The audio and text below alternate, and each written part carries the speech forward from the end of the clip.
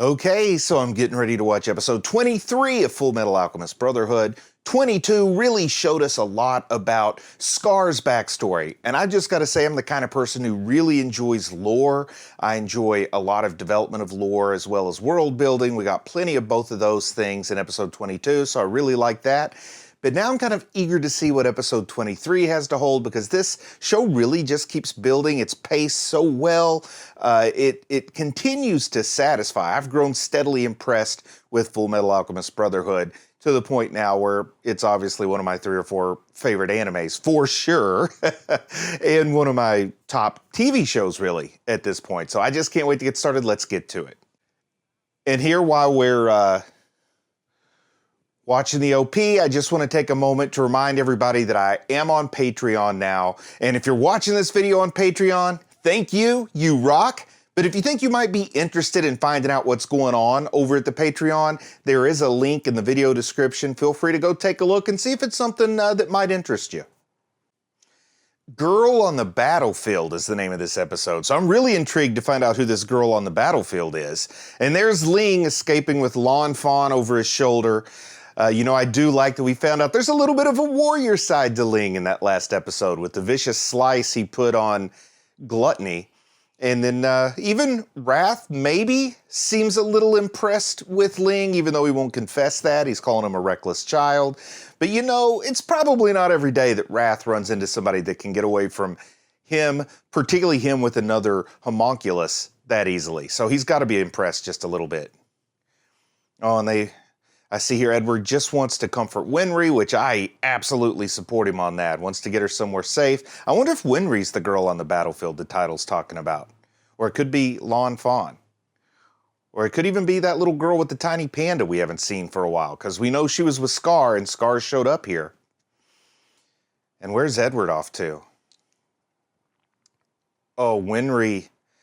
Winry is kind of wondering why is the only thing she can do be uncomfortable there, just wait, do nothing. Oh, and we still got Mustang sending out all this tricky information on the government radios to mislead all of the military police and such. Oh, and now he's sending Hawkeye to back him up, and we know Hawkeye is no joke. She's pretty darn intimidating when she needs to be. Definitely brave. We've seen her stare down lust, which is not an easy thing to do. Yeah, I think you can have some confidence there in Hawkeye. Oh, and she's telling Mustang not to go into the field. She's giving him some orders. Yeah, she cares about the guy. Maybe more than just job-related. And I like it that Ling is showing this loyalty to his bodyguard, or at least I call Lan Fan his bodyguard. Maybe we'll find out that there's more to this relationship with the bodyguards and Ling here, but I like it that he seems to be as devoted to protecting Lan Fan as Lan Fan was to protecting him. That's what you really need in leadership, right? A leader who cares just as much about those they lead as the other way around. Something I feel like we're not going to see from Führer King Bradley. Okay, she's starting to wake up, but there's something wrong with her left arm. Oh, wow. She's telling Ling she's not any use to him anymore. But I don't think he wants to hear that. Like, she feels like it's her job to die for him to live, and he's not going to have it. Yeah, she says, without the king, the people have nowhere to go. But he has like 25 brothers or something, so it's not like the clan would end with him if he died. But also, I love it that he sees, his subjects as an equal to him, if we're going to use that terminology. Oh no, is she going to stab herself so that he lets her go? No! No, did she just stab herself in the throat? And then this explosion goes off to distract us because Scar... Oh, is that Edward going after Scar there with those big stone hands in the air? That is amazing. Oh, it was Alphonse. Or is that the combination of Alphonse and Edward? Or is that just Alphonse giving Scar all he can handle? Oh, wow. I love seeing Al kick butt. I got to tell you something about it. It's just great. You can get yourself in big trouble, I feel, if you underestimate Al. People think about the Fullmetal Alchemist, but don't forget about his little brother who's not so little. And I love his argument on why he doesn't hate alchemy. He doesn't see what's happened to him as a curse, but as a blessing. He's not going to disavow his brother. A lot of loyalty in this episode. Admirable loyalty from my point of view. Well, what's Scar doing? Did he just turn the water to steam? That's pretty smart, almost like an impromptu smoke bomb. And there comes Edward in the nick of time. Brother watching out for brother, that's great. And of course, the always kind and caring Al is wanting to make sure that Winry's fine. Al calling Edward thoughtless after he just jumped in to help. Oh, so he's thinking about Winry seeing Edward engaged in bloody combat might kind of alter the way she feels about the brothers. Oh, and Gluttony pops in just in time with that disgusting slimy tongue like a big basset hound or something, showing off the Ouroboros tattoo. So now the homunculus Gluttony is going to go after Scar, who's defeated Gluttony at least once before, right? Didn't we see that? Down in the underground areas or something? And it looks like Scar is not afraid of a homunculus at all. And I guess Gluttony really wants to eat him. Oh, man. Somebody pointed this out to me, I think on the Patreon. But I now appreciate that light area there around the arm, almost like a band around Scar's arm that shows where his brother transplanted a new arm onto him. And that's why I got the destruction, but not the reconstruction part of alchemy. I love it. And Ling, shirtless Ling in battle, showing he's not just a prince, he's a warrior prince. And he's willing to fight as hard as anybody for what he thinks is right. I love that. He is not going to hide behind anyone. Even though he seems kind of silly and goofy, maybe even a little selfish in casual conversation, I love that Ling is a butt kicker here. Every one of these characters has something to think about, something to admire or to like just about in all of them, except maybe Gluttony. Of course, Gluttony probably win that hot dog eating contest on the 4th of July, no problem. Only he would actually eat the other contestants, not the hot dogs, so he'd win by being the only one still alive. Whoa, a dog with an arm strapped to its back? What's this? What was that?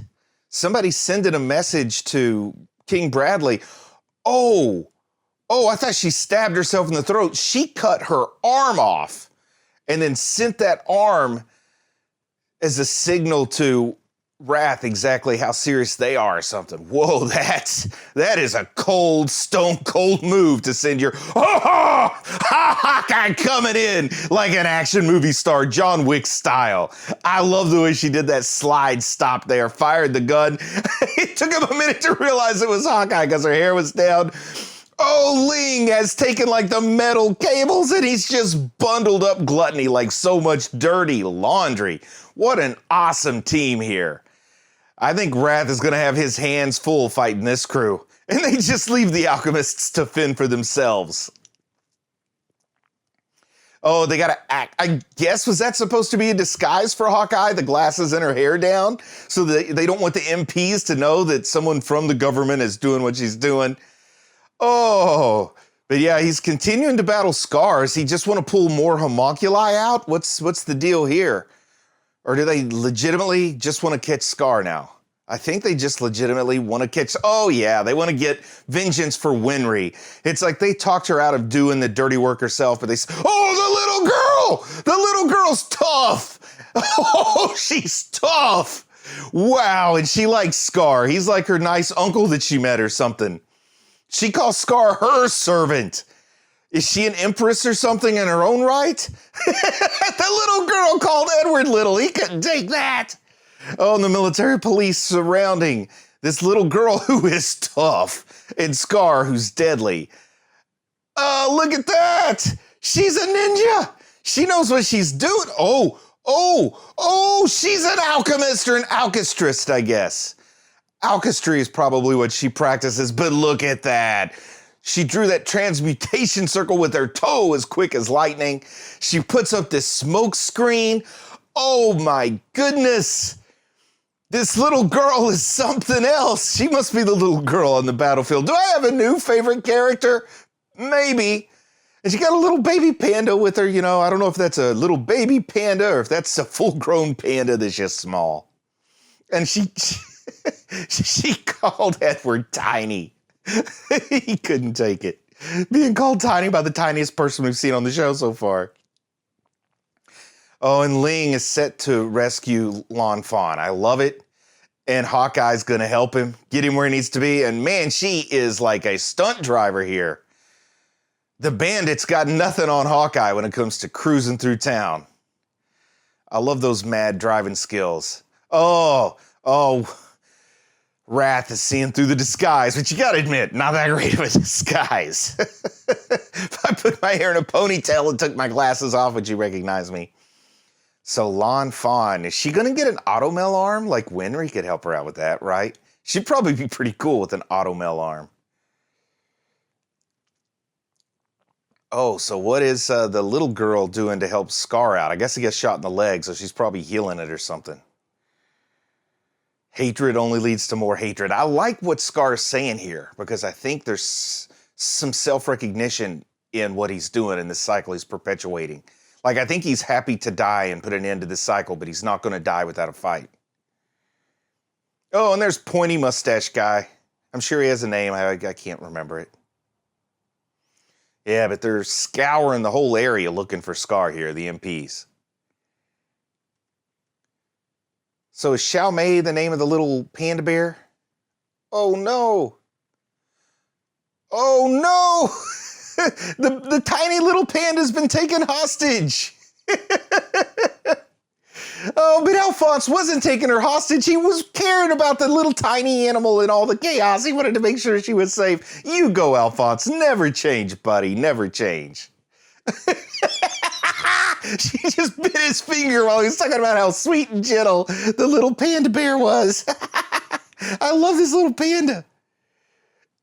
Look at the power scale. She realizes top of the food pyramid is Alphonse, not Panda and little girl. I love it. I love it. The food pyramid in Fullmetal Alchemist Brotherhood. And Alphonse just throws her inside the armor. That's a great place to store your tiny little pandas, people. If any of you are looking for a place to put your tiny little panda, lift your head off your shoulders, throw it down your empty shell of a body. Uh-oh. So Winry's sitting there with the Fuhrer. Has Edward fully started to distrust the Fuhrer yet? That's what I'm trying to feel the temperature in the room here. Does Edward know something's up? Is the Fuhrer certain that Edward trusts him? Or is this like some veiled threat with him sitting alone with Winry? Because he knows, a threat to Winry is something that Edward is going to take seriously. Yeah, like that take care of her, all this. Are those veiled threats and I'm just not missing it? I'm just not catching it? Or am I just trying to see something that's not there?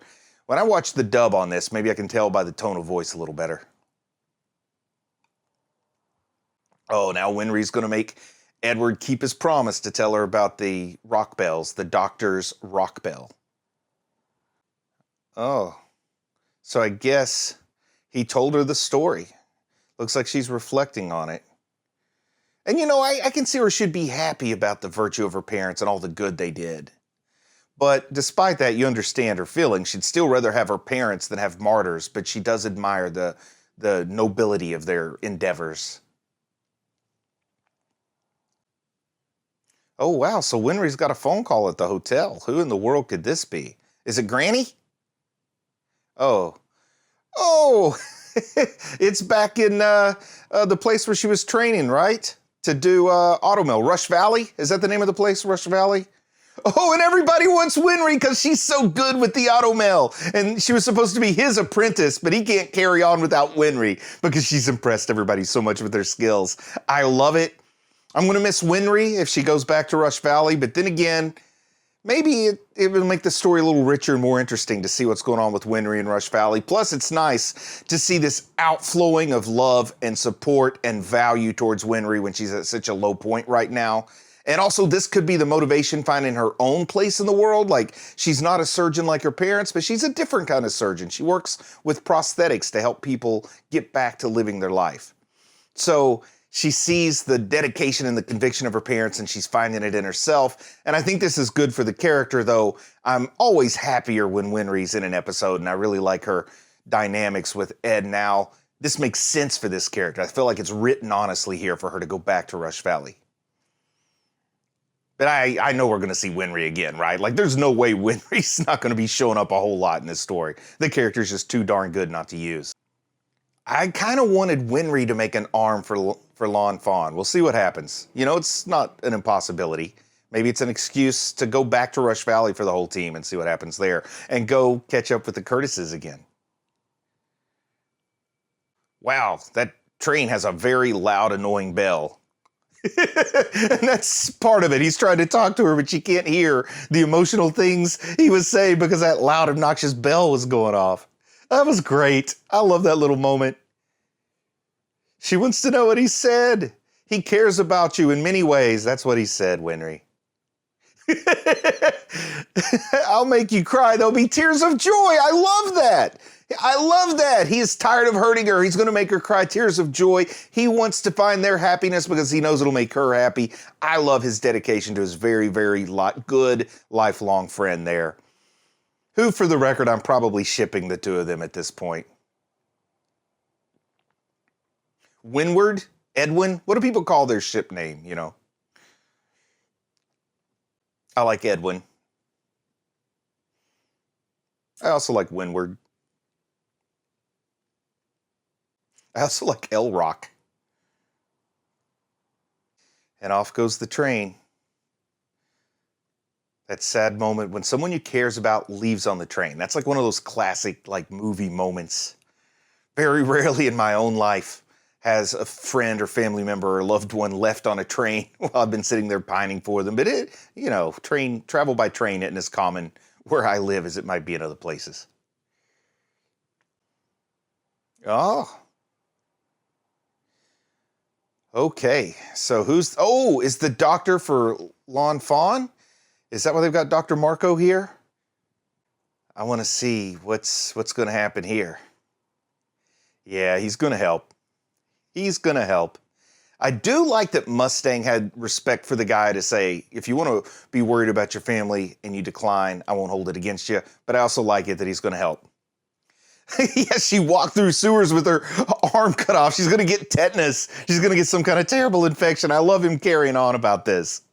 There's something I love about a doctor or a surgeon who's just screaming about the ridiculousness of the situation the whole time he or she's fixing the problem.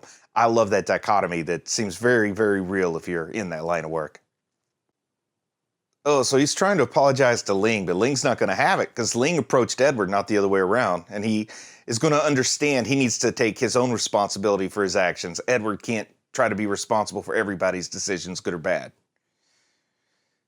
Oh, yeah, Ling's not taking it well, the injury to Lon Fawn.